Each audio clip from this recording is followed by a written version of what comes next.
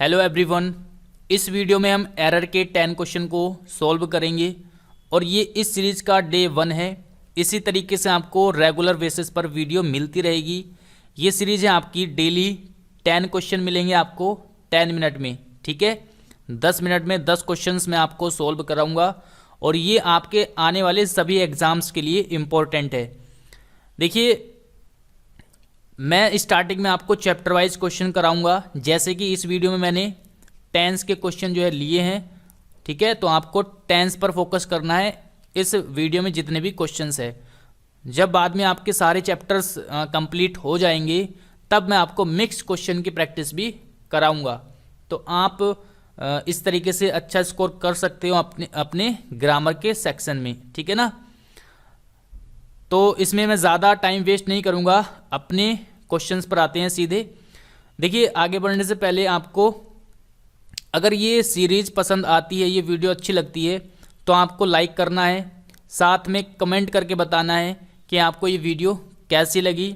दूसरी बात, जितनी भी आपके पास स्टडी से रिलेटेड ग्रुप है, आप उन ग्रुप में इस वीडियो को शेयर करना, ठीक है। इतना काम आपको करना है। अगर आपको पसंद आती है तो आगे ये चीज़ें कंटिन्यू आपको मिलती रहेगी। साथ में वोकैब के लिए भी आपको अब वीडियो प्रोवाइड होती रहेगी और कॉम्प्रिहेंशन की आपकी चल ही रही है, ठीक है।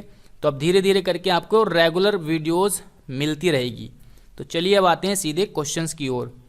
ज़्यादा टाइम हम नहीं लगाएंगे, लेकिन अच्छे से क्वेश्चन को समझेंगे, ठीक है।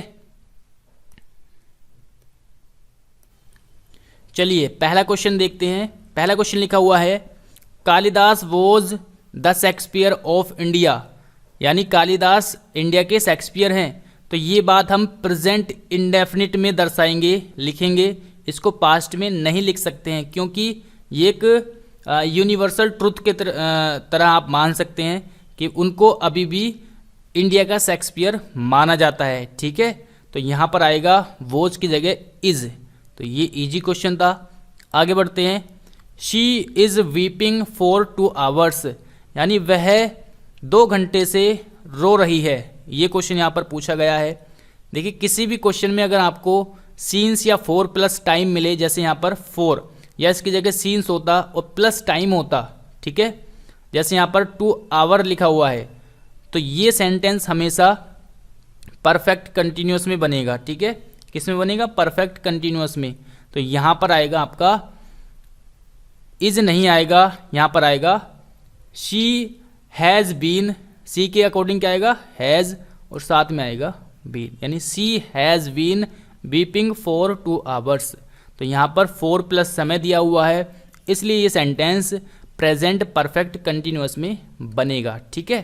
तो इस तरीके से आपको ये चीज़ ध्यान रखनी है, ठीक है। आगे बढ़ते हैं। This is the worst that you are doing. ये क्वेश्चन आपका लिखा हुआ है, इसमें आपको बताना है यहाँ पर क्या आएगा, ठीक है।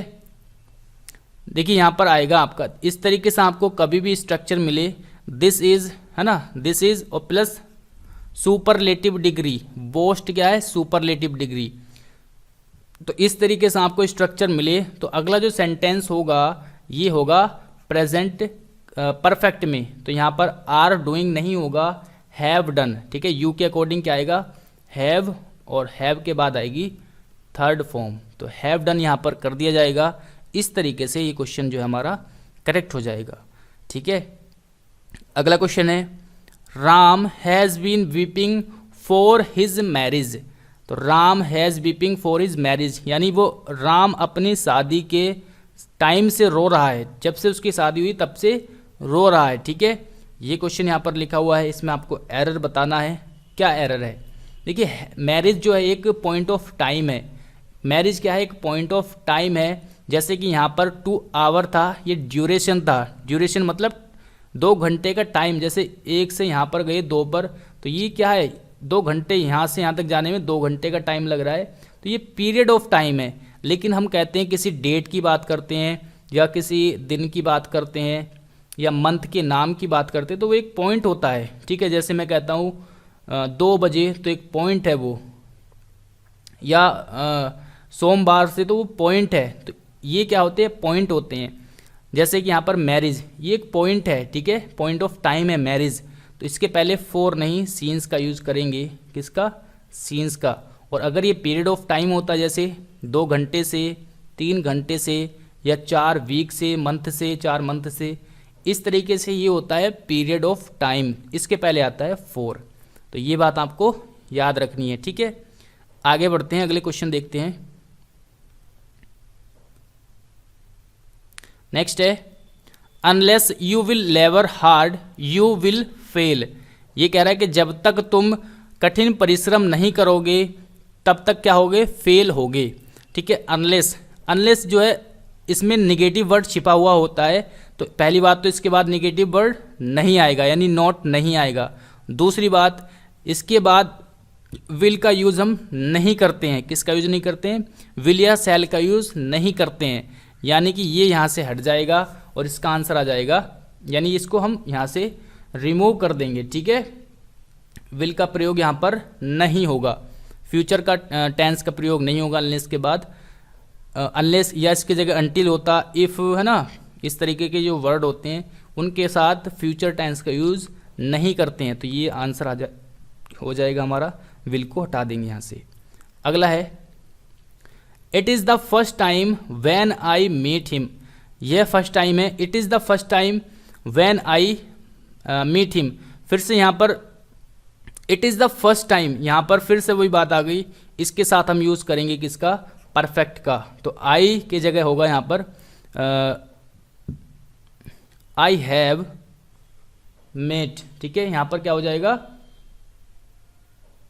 I have met him.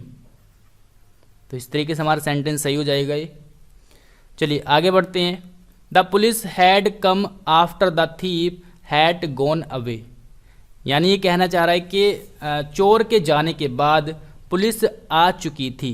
Police आ चुकी थी चोर के जाने के बाद। अब देखिए आफ्टर और बिफोर का एक रूल होता है, ठीक है। आफ्टर के बाद में आपका बाद में जो है परफेक्ट पास्ट परफेक्ट में बनेगा और पहले होगा सिंपल पास्ट में। तो यहाँ से आप हैड काटोगे, यहाँ से हटाओगे और ये हो जाएगा द पुलिस केम। क्या हो जाएगा? केम। सेकंड फॉर्म का यूज़ करेंगे, ठीक है। तो ये चीज़ होती है कि इसके पहले होता है सिंपल पास्ट और बाद में होता है पास्ट परफेक्ट। उसी प्रकार से यहाँ पर बिफोर होता तो उसके पहले हो जाएगा पास्ट परफेक्ट और उसके बाद हो जाएगा सिंपल पास्ट, यानी जस्ट इसका उल्टा हो जाएगा, ऑपोजिट हो जाएगा, ठीक है। इस तरीके से आपको याद रखना है। चलिए आगे बढ़ते हैं। My father told me that necessity was the mother of invention. मेरे पिताजी कहते थे कि आवश्यकता इन्वेंशन यानी आविष्कार की जननी है। ये इसका मीनिंग है सेंटेंस का। तो इसमें आपको आंसर बताना है, इसका आंसर क्या रहेगा, ठीक है। देखिए ये जो एक कहावत के रूप में आप कह सकते हैं कि ये बात पहले भी मानी जाती थी और आज भी। तो यहाँ पर हम प्रेजेंट इंडेफिनिट टेंस का यूज़ करेंगे, ठीक है, न कि पास्ट का। तो इज़ यहाँ पर आएगा।